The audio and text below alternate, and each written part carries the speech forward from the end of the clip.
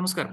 Daily news analysis നമ്മൾ നോക്കുമ്പോൾ ഇതിന്റെ ആർട്ടിക്കിൾസ് ആണ്. ദിവസം നമുക്ക് ഡിസ്കസ് ചെയ്യാനായിട്ട് മൂന്ന് ഇമ്പോർട്ടന്റ് ആർട്ടിക്കിൾസ് ആണുള്ളത്. First article ad hoc judges in high court ആണ്.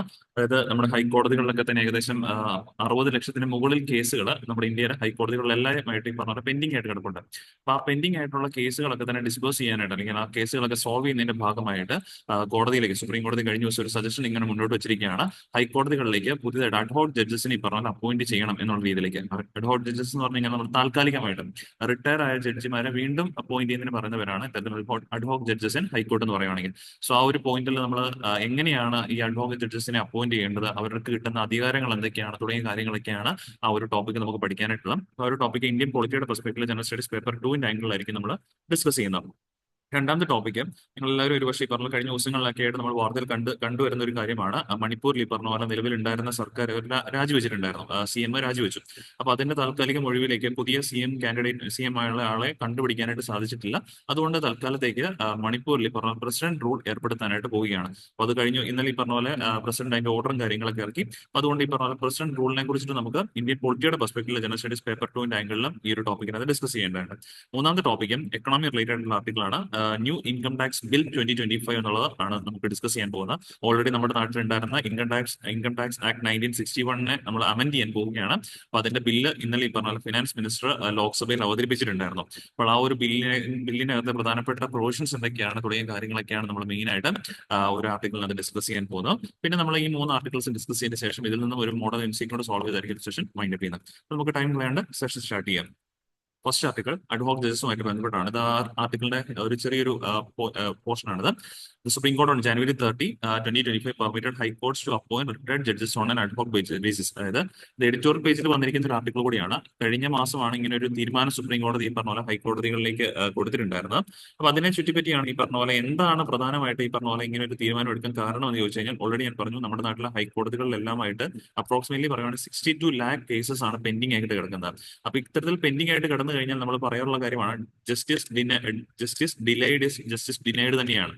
അതായത് നീതി നൽകാൻ വൈകുന്നത് നീതി നിഷേധിക്കുന്നതിന് തുല്യമായിട്ടുള്ള ഒരു കാര്യം തന്നെയാണ് ഇവിടെ ആക്ച്വലി നടന്നുകൊണ്ടിരിക്കുന്നത് തന്നെയാണ്. പിന്നെ നമ്മുടെ ജയിലുകളിലൊക്കെ തന്നെ എടുത്തു നോക്കി കഴിഞ്ഞാൽ ഓൾമോസ്റ്റ് 75% ജയിൽ ഇൻമേറ്റ്സ് അണ്ടർ ട്രയൽസിന്റെ ഭാഗമായിട്ട് കഴിയുന്ന ആൾക്കാർ. അതായത് അവരുടെ കേസ് ഇപ്പോഴും പൂർണ്ണമായിട്ടില്ല, ഇപ്പോഴും കോടതികളിൽ വാദങ്ങളായിട്ട് നടന്നുകൊണ്ടിരിക്കുകയാണ്. നമുക്കാണെങ്കിൽ അറിയാൻ സാധിക്കും ഒരു കേസ് എന്തെങ്കിലും ഉണ്ടായി കഴിഞ്ഞാൽ നമ്മളാണെങ്കിൽ പരമാവധി ഈ പറഞ്ഞ പോലെ കോടതികളിൽ പോകാൻ ശ്രമിക്കാറില്ല. കാരണം എന്തുകൊണ്ടാണെന്ന് ചോദിച്ചു കഴിഞ്ഞാൽ ജനങ്ങൾക്കുള്ളിൽ തന്നെ ഒരു ധാരണയുണ്ട് കോടതികളിലേക്ക് പോയി കഴിഞ്ഞാൽ ഈ കേസ് ഈ പറഞ്ഞ പോലെ അനന്തമായിട്ട് നീണ്ടുപോകാനുള്ള ചാൻസസ് ഉണ്ട്, ഇതിന്മേലുള്ള ജസ്റ്റിസ് കിട്ടാനായിട്ട് ഒരുപാട് വൈകിയേക്കാം എന്നുള്ളൊരു ധാരണ ജനങ്ങൾക്കുള്ളിൽ തന്നെയുണ്ട്. അതുകൊണ്ട് തന്നെ പലപ്പോഴും പല കേസുകളും ആളുകൾ കോടതികളിലേക്ക് കൊണ്ടുവത്തില്ല. Out of the court settlement ഒക്കെ ആയിട്ട് പലപ്പോഴും ഒത്തുതീർപ്പാക്കി വിട്ട് കളയുകയൊക്കെയാണ് പലപ്പോഴും ചെയ്യാറുള്ളത്. അതുപോലെ തന്നെ ഇപ്പം കോടതികളിലാണെങ്കിൽ എന്തൊരു കേസ് വന്നു കഴിഞ്ഞു കഴിഞ്ഞാൽ തന്നെ എന്തെങ്കിലും ആയിക്കോട്ടെ, ഒരു കൊലപാതക കേസ് ആയിക്കോട്ടെ അല്ലെങ്കിൽ ഒരു മോഷണ കേസ് ആയിക്കോട്ടെ, ഇങ്ങനെയുള്ള പലപ്പോഴും നീതി ലഭിക്കേണ്ട രീതിയിലുള്ള കേസുകളിൽ പലപ്പോഴും ഇപ്പൊ അണ്ടർ ട്രയൽസിന്റെ ഭാഗമായിട്ട് കഴിയുന്ന ആൾക്കാരുണ്ട്. മേ ബി അവർ കുറ്റവാളിയാകാം, അല്ലാതാകാം. കാരണം കോടതി വിധിക്കുന്നവരെ നമുക്കത് പറയാനായിട്ട് സാധിക്കത്തില്ല. അതുകൊണ്ട് തന്നെ ഈ പറഞ്ഞ അണ്ടർ ട്രയൽസ് ആയിട്ട് കഴിയുന്ന ഒരുപാടധികം ആളുകൾ ഇപ്പോഴും നമ്മുടെ നാട്ടിലെ ജയിലുകളിലൊക്കെ ഉണ്ട്. അതുകൊണ്ടാണ് നമ്മുടെ നാട്ടിലെ ജയിലുകളിൽ ഈ പറഞ്ഞ പോലെ സ്ട്രെങ്ത് എടുത്ത് നോക്കുവാണെങ്കിൽ ടോട്ടൽ കപ്പാസിറ്റിയേക്കാൾ കൂടുതലൊക്കെ ആയിട്ടാണ് പലപ്പോഴും ഇന്ത്യയിലെ പല ജയിലുകളും കഴിഞ്ഞുകൊണ്ടിരുന്നത്. കാരണം ഒരുപാട് ഈ പറഞ്ഞ അവർക്ക് താങ്ങാൻ പറ്റുന്ന കപ്പാസിറ്റിയേക്കാൾ കൂടുതൽ ഈ പറഞ്ഞ ഇൻമേറ്റ്സ് അവിടെ ഉണ്ട്. ബിക്കോസ് ഒരുപാട് ആളുകളും ഈ പറഞ്ഞ രീതിയിൽ അണ്ടർ ട്രയൽസിന്റെ ഭാഗമായിട്ട് ഇപ്പോഴും നമ്മുടെ ജയിലുകളിൽ കഴിയുന്നുണ്ടെന്നുള്ള കാര്യം ഓർക്കുക. അപ്പൊ അവിടങ്ങളിലൊക്കെ ചേർത്ത് നമുക്ക് പറയാൻ പറ്റുന്നതാണ് ഈ ജസ്റ്റിസ് ഡിലൈഡ് എന്ന് പറയുന്നത് ജസ്റ്റിസ് ഡിനൈഡിന് തുല്യമാണ്. മേ ബി അണ്ടർ ട്രയൽസ് ആയിട്ട് കഴിയുന്നതിന് കുറെ പേരൊക്കെ ചിലപ്പോൾ നിരപരാധികളാകാം, സാഹചര്യത്തിന്റെ തെളിവ് മൊഴി പറഞ്ഞ അറസ്റ്റ് ചെയ്യപ്പെട്ട ആളുകളും അതിന്റെ കൂട്ടത്തിലുണ്ടാകാം. അവർക്കൊക്കെ തന്നെ നീതി ലഭിക്കണമെങ്കിൽ കോടതിയിൽ നിന്നും ആ കേസ് ഈ പറഞ്ഞ പോലെ പൂർണ്ണമായി കഴിഞ്ഞെങ്കിൽ മാത്രമേ നമുക്കത് പറയാൻ പറ്റുള്ളൂ. ആ വെർഡിക്റ്റ് കോടതിയിൽ നിന്ന് വന്നെങ്കിൽ മാത്രമേ പറ്റുള്ളൂ. അപ്പോൾ അതുകൊണ്ട് അതിനെ പരിഹരിക്കാനായിട്ട് വേണ്ടിയിട്ടാണ് ആ പെൻഡിംഗ് കേസുകളൊക്കെ തന്നെ പരിഹരിക്കുന്നതിനൊക്കെ ഭാഗമായിട്ടാണ് സുപ്രീം കോടതി ഹൈക്കോടതികളിലേക്ക് ഇത്തരത്തിൽ അഡ്വോക് ജഡ്ജസിനെ ഈ പറഞ്ഞ പോലെ അപ്പോയിന്റ് ചെയ്യാനായിട്ട് ശ്രമിക്കുന്നുള്ള കാര്യം ഓർത്ത് വെച്ചേക്കാം. ഓക്കെ, അപ്പൊ ഇവിടെ നമുക്ക് എക്സാം റിലേറ്റഡ് ആയിട്ട് മെയിൻലി അഡ്വോക് ജഡ്ജസിനെ കുറിച്ച് അറിഞ്ഞിരിക്കണം. സോ അഡ്വോക് ജഡ്ജസ് റിട്ടയർഡ് ഹൈക്കോടതി ജഡ്ജസ് ആണ്. റിട്ടയർഡ് ആയിട്ടുള്ള ഹൈക്കോടതി ജഡ്ജിമാരാണ് who are temporary reappointed to help clear pending case. അവർ ടെമ്പററി ആണ് റീഅപ്പോയിന്റ് ചെയ്തത്, പെർമനന്റ്ലി അല്ലെന്നുള്ള കാര്യം. ഒരു ടെമ്പററി താൽക്കാലികമായിട്ട് കുറച്ച് നാളത്തേക്കായിരിക്കും അവരെ അപ്പോയിന്റ് ചെയ്യുന്നത്. ഇങ്ങനെ ഈ പറഞ്ഞ രീതിയിൽ അപ്പോയിന്റ് ചെയ്യാനായിട്ട് കോൺസ്റ്റിറ്റ്യൂഷൻ തന്നെ അധികാരം നൽകുന്നുണ്ട്, which comes under article 224A. അപ്പോൾ article 224A of Indian constitution എന്താ ചോദിച്ചാൽ നമ്മൾ 1963 ആഡ് ചെയ്തതാണ്. It allows the appointment of retired judges on ad hoc basis. Okay, അതിനെ കുറിക്കുന്ന ആർട്ടിക്കിളാണ് ആർട്ടിക്കിൾ 224. ഇനി ഇങ്ങനെ അപ്പോയിന്റ് ചെയ്യുന്ന ജഡ്ജസിനുള്ള പരിമിതികൾ കോടതികൾ നോക്കിയും ad hoc judges can hear only criminal appeals. അപ്പൊ ഈ കാര്യങ്ങളൊക്കെ ഓർത്തിരിക്കണം, ഇതൊക്കെ പ്രിലിംസിന് ചോദിക്കാൻ ചാൻസ് ഉള്ളതാണ്. അഡ്ഹോക് ജഡ്ജസിന് എല്ലാത്തരം കേസുകളും കേൾക്കാൻ പറ്റുമോ എന്ന് ചോദിച്ചാൽ പറ്റത്തില്ല. They can hear only criminal appeals മാത്രമേ കേൾക്കാൻ സാധിക്കുകയുള്ളൂ. And he or she must be a part of the bench led by sitting judge. ഒരു സിറ്റിംഗ് ജഡ്ജ് ഉണ്ടാവണം, അദ്ദേഹത്തിനെ സഹായിക്കാനാണ് ഈ അഡ്ഹോക് ജഡ്ജസ് എന്ന് പറയുന്നത്. അല്ലാതെ അഡ്ഹോക് ജഡ്ജസിന് മെയിൻലി പറഞ്ഞ പോലെ ബെഞ്ചിനകത്ത് ഈ പറഞ്ഞ മെയിൻ ജഡ്ജ് ആയിട്ട് ഇരിക്കാനായിട്ട് സാധിക്കത്തില്ല. ഒരു മെയിൻ സിറ്റിംഗ് ജഡ്ജ് ഉണ്ടാവണം, അദ്ദേഹത്തിന്റെ ഒപ്പമായിരിക്കണം ഈ പറഞ്ഞ പാർട്ടായിട്ടാണ് അഡ്ഹോക് ജഡ്ജസ് വർക്ക് ചെയ്യുന്നത്. ഇനി ഒരു കോടതിയിലെ അഡ്ഹോക് ജഡ്ജസിന്റെ സ്ട്രെങ്ത് എന്ന് പറഞ്ഞു കഴിഞ്ഞാൽ it cannot exceed 10% of the high court സാങ്ഷന്റെ സ്ട്രെങ്ത്. ആ ഹൈക്കോടതിയുടെ സാങ്ഷൻ സ്ട്രെങ്ത് എത്രയാണോ അതിന്റെ 10% കൂടാൻ പാടില്ല എന്നുള്ള നിയമമുണ്ട്. അതുകൊണ്ട് തന്നെ ഒരു എക്സാമ്പിൾ പറയുകയാണെങ്കിൽ 50 ജഡ്ജിമാരാണ് ഒരു ഹൈക്കോടതിയുടെ സ്ട്രെങ്ത് എങ്കിൽ അഡ്ഹോക് ജഡ്ജസിന്റെ എണ്ണം 5-ൽ കൂടാൻ പാടില്ല. യൂഷ്വലി ഈച്ച് ഹൈക്കോടതിയിൽ നമ്മൾ അപ്പോയിന്റ് ചെയ്ത് നോക്കി കഴിഞ്ഞാൽ 2 മുതൽ 5 അഡ്ഹോക് ജഡ്ജസിനെയാണ് പലപ്പോഴും ഹൈക്കോടതികളിൽ അപ്പോയിന്റ് ചെയ്യാറുള്ളത്. അപ്പോൾ ഹൈക്കോടതിയുടെ സാങ്ഷൻ സ്ട്രെങ്തിന്റെ 10% കൂടാൻ പാടില്ല അഡ്ഹോക് ജഡ്ജസിന്റെ സ്ട്രെങ്ത് എന്നുള്ള കാര്യം ഓർത്ത് വെച്ചേക്കാം. ഇനി ഇങ്ങനെ അപ്പോയിന്റ് ചെയ്ത ജഡ്ജിമാർക്ക് പൊതുവിൽ നമ്മൾ അലോക്കേറ്റ് ചെയ്യുന്ന ടേം എന്ന് പറഞ്ഞാൽ 2 മുതൽ 3 വർഷമായിരിക്കും. ഓക്കെ, അവർ താൽക്കാലികമായിട്ടാണ് അപ്പോയിന്റ് ചെയ്യുന്നത്. സാങ്ഷൻ ചെയ്യുന്ന സാധാരണഗതിയിലുള്ള ടേം ആണ് പറയുന്നത് 2 to 3 years ആണ്.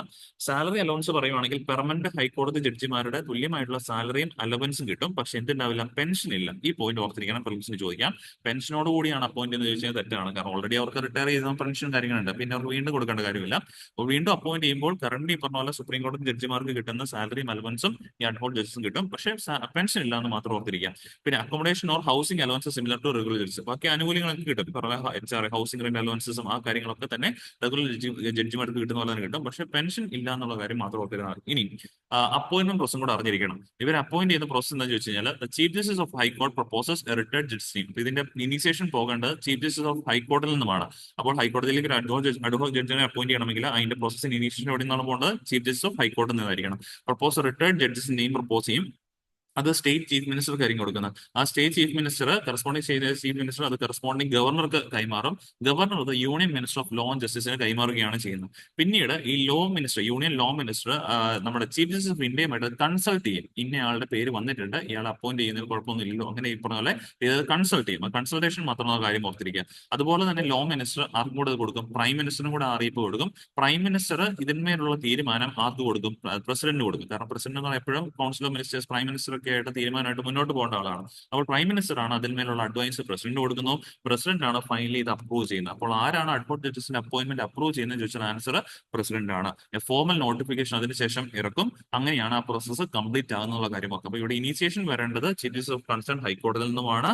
പിന്നെ അതേപോലെ തന്നെ അപ്രൂവൽ വരേണ്ടത് പ്രസിഡന്റിന്റെ ഭാഗത്തു നിന്നുള്ള കാര്യം ഓർത്ത് വെച്ചേക്കണം. ഓക്കെ, ഇത്രയും കാര്യമാണ് ഈ ഒരു ആർട്ടിക്കിൾ നമുക്ക് പ്രിലിംസിന്റെ പെർസ്പെക്റ്റീവിൽ പഠിക്കാനായിട്ടുണ്ടായിരുന്നത്. ദെൻ രണ്ടാമത്തെ ആർട്ടിക്കിൾ ആണ് strife hit Manipur put under president rule. മണിപ്പൂരിൽ ഇപ്പം പ്രസിഡന്റ് റൂൾ നടപ്പാക്കിയിരിക്കുകയാണ്. ഇതോടുകൂടി ചേർത്ത് മണിപ്പൂരിൽ ഏകദേശം 11ാമത്തെ തവണയാണ് കേട്ടോ. അപ്പം Manipur holds A record for the most instance of president rule. ഏറ്റവും കൂടുതൽ നമ്മുടെ നാട്ടിൽ പ്രസിഡന്റ് റൂൾ നടപ്പാക്കിയ സംസ്ഥാനം എന്ന് ചോദിച്ചാൽ മണിപ്പൂറാണ്. ഇതോട് ചേർത്ത് 11ാമത്തെ തവണയാണ് പ്രസിഡന്റ് റൂൾ മണിപ്പൂരിൽ ഇൻട്രൊഡ്യൂസ് ചെയ്യുന്നത്. ആദ്യമായിട്ട് മണിപ്പൂരിൽ പ്രസിഡന്റ് റൂൾ ഇൻട്രൊഡ്യൂസ് ചെയ്തത് മാർച്ചിൽ ജനുവരി 12 മുതൽ മാർച്ച് 19 1967 1967 ആദ്യമായിട്ട് മണിപ്പൂരിൽ ഒരു പ്രസിഡന്റ് റൂൾ ഇൻട്രൊഡ്യൂസ് ചെയ്തിട്ടുണ്ടായിരുന്നത്. അത് കഴിഞ്ഞിട്ട് ഏറ്റവും ദൈർഘ്യമായിട്ട് അവിടെ ഇൻട്രൊഡ്യൂസ് ചെയ്ത 2 വർഷത്തേക്കാണ്. 2 വർഷവും 187 ദിവസത്തേക്കായിട്ട് ഒക്ടോബർ 17 1969 മുതൽ മാർച്ച് 22 1972 വരെ ഇൻട്രൊഡ്യൂസ് ചെയ്തിട്ടുണ്ടായിരുന്നു. ഡേറ്റ്സും കാര്യങ്ങളും നമുക്ക് അങ്ങനെ പ്രാധാന്യമില്ല. എന്നാലും ഓർത്തിരിക്കുക, ഏറ്റവും കൂടുതൽ പ്രസിഡന്റ് റൂൾ ഇൻട്രൊഡ്യൂസ് ചെയ്തിട്ടുണ്ടായിരുന്ന ഇന്ത്യൻ സംസ്ഥാനം ഏതാണെന്ന് ചോദിച്ചു കഴിഞ്ഞാൽ ആൻസർ മണിപ്പൂരാണ്. ഇപ്പം കറന്റ് അവിടെ എന്താ സംഭവം ചോദിച്ചു കഴിഞ്ഞാൽ റീസെന്റ് ആണ് മണിപ്പൂരിന് ശരിക്കും പറഞ്ഞാൽ അവിടെ നിയമസഭയ്ക്ക് 2027 വരെ കാലയളവുണ്ട്. പക്ഷേ റീസെന്റ് തന്നെ അവിടുത്തെ CM ഈ പറഞ്ഞ പോലെ റിസൈൻ ചെയ്യുകയുണ്ടായി. ബിക്കോസ് അവിടുത്തെ പ്രശ്നങ്ങളും കാര്യം മണിപ്പൂർ ക്രൈസിസും പ്രശ്നവും കാര്യങ്ങൾ ഈ പറഞ്ഞ പോലെ അവിടുത്തെ ചീഫ് മിനിസ്റ്റർ ആയിരുന്ന N ബീരൻ സിംഗ് ഈ പറഞ്ഞ പോലെ റിസൈൻ ചെയ്ത് കഴിഞ്ഞപ്പോഴേക്കും പുതിയൊരു CM ഈ പറഞ്ഞാൽ അവർക്ക് കൊണ്ടുവരാനായിട്ട് പറ്റിയിട്ടുണ്ടായിരുന്നില്ല. അതാണ് ഇപ്പൊ നിലവിൽ അവിടെ ഒരു താൽക്കാലികമായ ഒരു ഡെഡ് ലോക്ക് പോലൊരു സിറ്റുവേഷൻ വരികയും ആ ഒരു കോൺസ്റ്റിറ്റ്യൂഷൻ മെഷീനറി കണ്ടിന്യൂ ചെയ്യാൻ പറ്റുന്നില്ല എന്ന് കണ്ടു കഴിഞ്ഞപ്പോഴേക്കും അവിടുത്തെ കൺസേൺ ആയ ഗവർണർ ഈ പറഞ്ഞ റിപ്പോർട്ട് പ്രസിഡന്റ് കൊടുത്തു. പ്രസിഡന്റ് ആ റിപ്പോർട്ട് ഈ പറഞ്ഞ പോലെ അംഗീകരിക്കുകയാണ് ചെയ്തത്. അങ്ങനെ അംഗീകരിച്ചാണ് അവിടെ മണിപ്പൂരിൽ നിലവിൽ ഇപ്പോൾ പ്രസിഡന്റ് റൂള് കൊണ്ടുവന്നിരിക്കുന്നത്. അപ്പൊ നമ്മളിവിടെ ഒരു കാര്യം ഓർത്തിരിക്കണം, പ്രസിഡന്റ് റൂൾ നമ്മുടെ കോൺസ്റ്റിറ്റ്യൂഷനകത്ത് പ്രസിഡന്റ് റൂൾ 2 വിഭാഗങ്ങളായിട്ട് പറഞ്ഞിട്ടുണ്ട്. ഒന്ന് പാർട്ട് 18 അണ്ടറിൽ ആർട്ടിക്കിൾ 356 പറയുന്നുണ്ട് കേട്ടോ. 356 പാർട്ട് 18നകത്ത് 356നെ കുറിച്ചിട്ട് പറയുന്നുണ്ട്.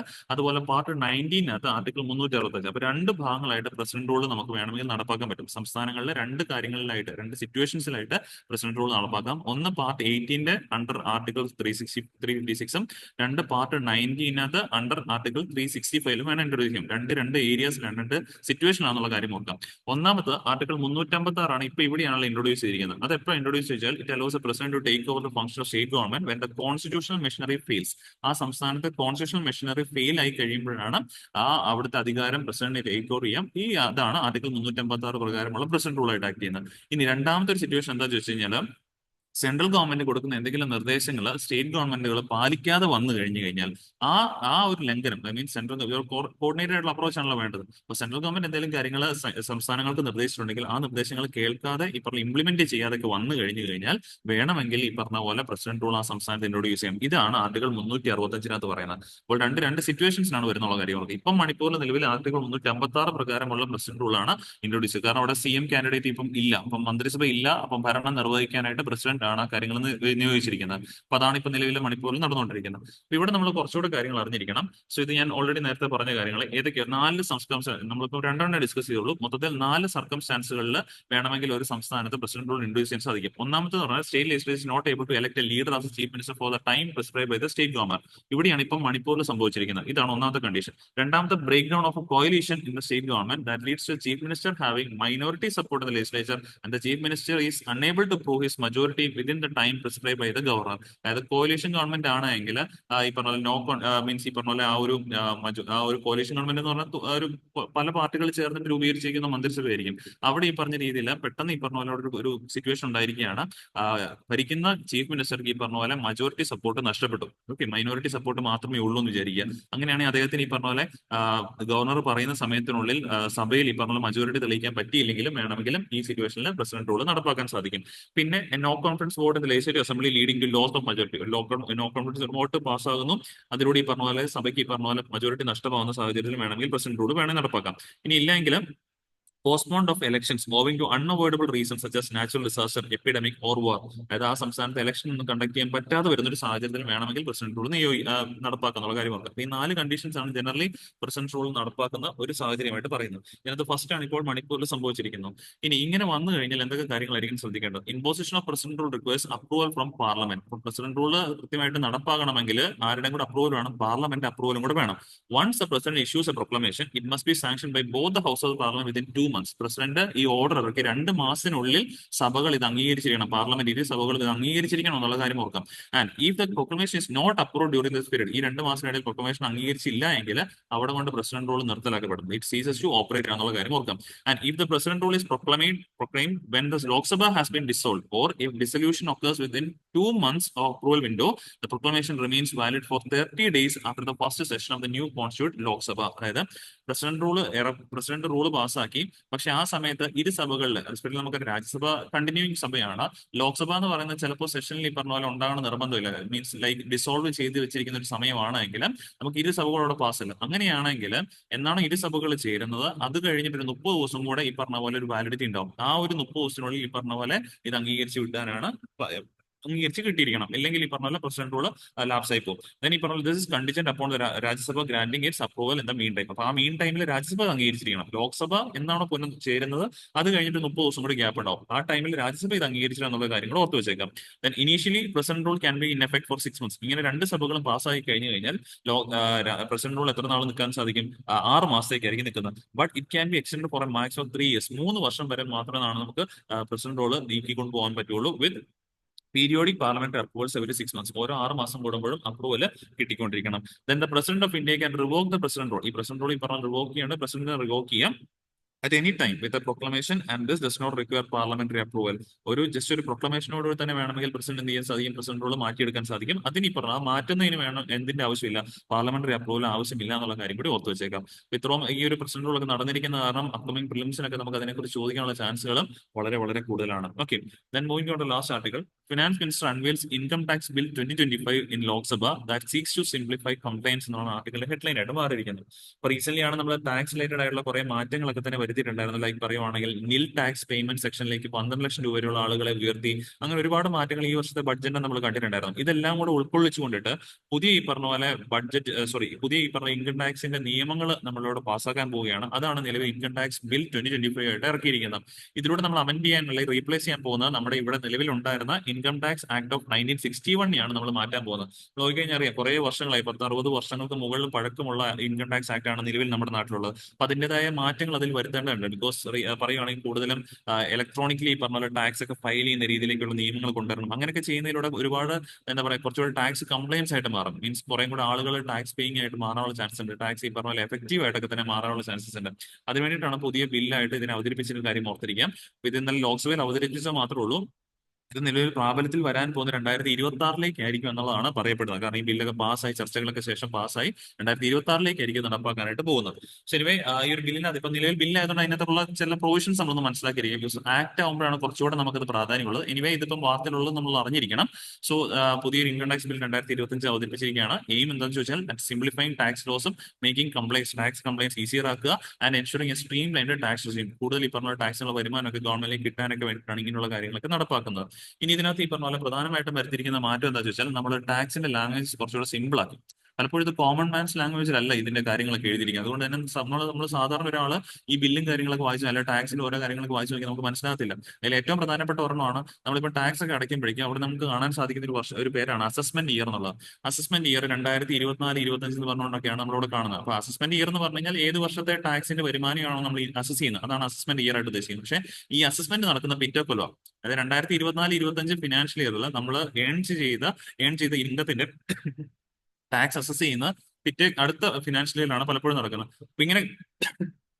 ഇങ്ങനെയൊക്കെ ചെയ്യുമ്പോഴേക്കും അത് ടാക്സ് അടയ്ക്കുന്ന ആളുകളിൽ ഈ പറഞ്ഞ പോലെ കൺഫ്യൂഷൻസ് ജനറേറ്റ് ചെയ്യും.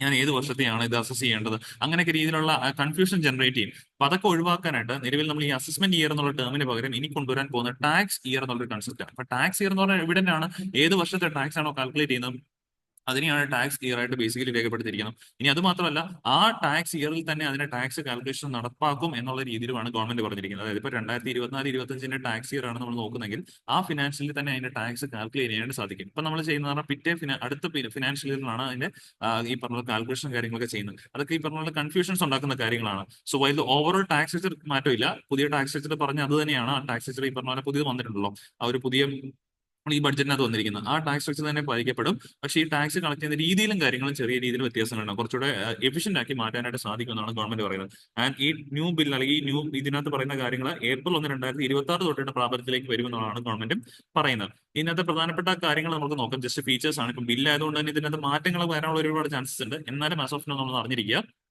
ടാക്സ് ഇയർ എന്നുള്ളൊരു കൺസെപ്റ്റ് ഓൾറെഡി നമ്മൾ പറഞ്ഞ പോലെ ടാക്സ് ഇയർ മീൻസ് പണ്ട് അസസ്മെന്റ് ഇയർ എന്നാണ് അറിയപ്പെടുന്നത്. അതിന്റെ ടാക്സ് ഇയർ എന്നുള്ള പേരിലേക്ക് മാറ്റിയെന്ന് മാത്രമേ ഉള്ളൂ. 12 മാസമായിരിക്കും തുടങ്ങുന്നത് ഫ്രം April 1. ഫിനാൻഷ്യൽ ഇയർ തന്നെയാണ്. April 1 തുടങ്ങി നെക്സ്റ്റ് ഇയർ March 31 വേണ്ടിയുള്ളതാണ് ടാക്സ് ഇയർ ആയിട്ട് അറിയപ്പെടുന്നു. ആൻഡ് ദിസ് മാറ്റങ്ങൾ വരാൻ പോകുന്നത് പറഞ്ഞാൽ tax will no be calculate within the same tax year itself. ആ വർഷം തന്നെ ടാക്സ് കാൽക്കുലേറ്റ് ചെയ്യും.